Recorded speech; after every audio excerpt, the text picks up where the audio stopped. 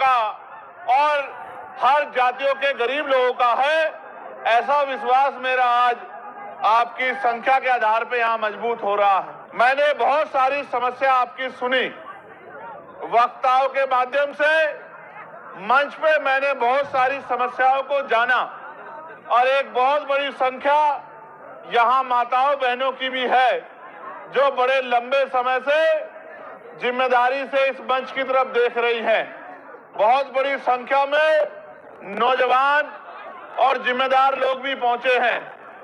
हालांकि आप भी जानते हैं कि पहले रैली 1 तारीख को होनी थी, लेकिन प्रशासन और सरकार द्वारा परमिशन नहीं दी गई और 1 तारीख के कार्यक्रम को आगे बढ़ा के 8 तारीख को करना पड़ा। शायद सरकार की ये मंशा रही होगी कि जब 1 तारीख को कार्यक्रम नहीं होगा तो 8 तारीख का कार्यक्रम फेल हो जाएगा, लेकिन मैं ये समझता हूं कि वो आपकी शक्ति से अनभिज्ञ हैं, उनको आपके संघर्ष की जानकारी नहीं है, इसलिए उनको ऐसा लगा कि अगर 1 की जगह कार्यक्रम किसी अन्य तिथि में होगा तो कार्यक्रम सफल नहीं होगा। मैं मुख्यमंत्री जी को ये कहना चाहता हूं कि ये तो मात्र टेलर है, पिक्चर तो आने वाले समय में हम लोग आपको दिखाएंगे। सम्मानित साथियों, ये देश 15 अगस्त 1947 को आजाद हुआ है। 14 अगस्त 1947 को हम लोग इस देश में ब्रिटिश हुकूमत के अधीन थे।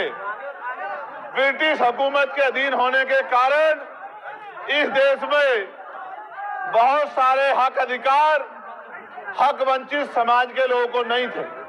यहाँ तक कि इस देश में सदियों से चली आ रही कुप्रथाएं भी थी, जिनमें विधवा विवाह न होना, बाल विवाह होना, महिलाओं को सती प्रथा जैसी कुरीतियों का सामना करना और भी ऐसी बहुत सारी कुरीतियां और प्रतिबंध लगा के हक वंचित समाज के लोगों को गरीबी, बेबसी, लाचारी और जुल्म जाति का जीवन जीने के लिए मजबूर किया गया था।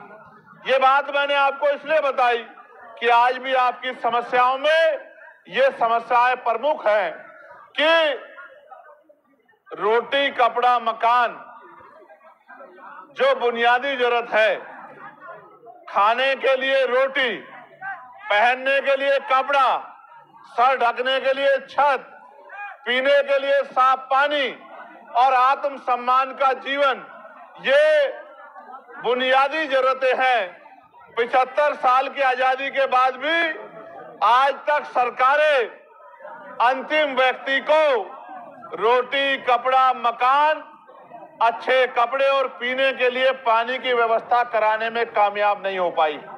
ये इस लोकतंत्र का सबसे बड़ा फेलियर है। जो काम आजादी के 10 सालों के अंदर हो जाना चाहिए था, वो काम आजादी के 75 सालों के बाद भी नहीं हुआ है। इसका उदाहरण ये है कि देश के प्रधानमंत्री कहते हैं कि हम 80 करोड़ लोगों को मुफ्त में राशन देते हैं। अगर इस देश में लोगों की जेब में पैसा होता, वो गरीबी के जीवन से निकल पाते, तो 80 करोड़ लोगों को मुफ्त में राशन नहीं देना पड़ता। क्योंकि भारत का खून स्वाभिमानी खून है।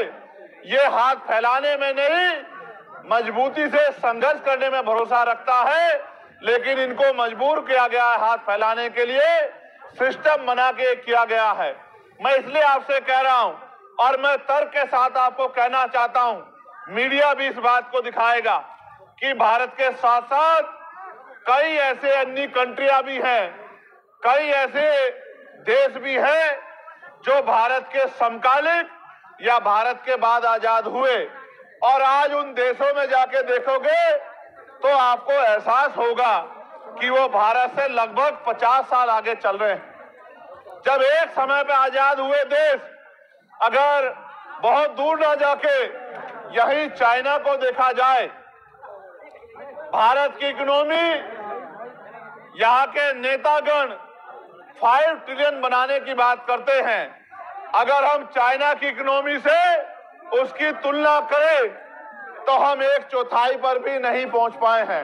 एक समय में आजाद हुए देशों में इतना अलग अलग तरह का आर्थिक गैर बराबरी का जो उदाहरण मिलता है, ये इस बात का उदाहरण है कि आज भी इस देश का अंतिम व्यक्ति बुनियादी सुविधाओं से वंचित है। और मुझे कहने में कोई परहेज नहीं है कि इनमें भी दलित, आदिवासी और पिछड़े वर्ग के लोगों के हाल बहुत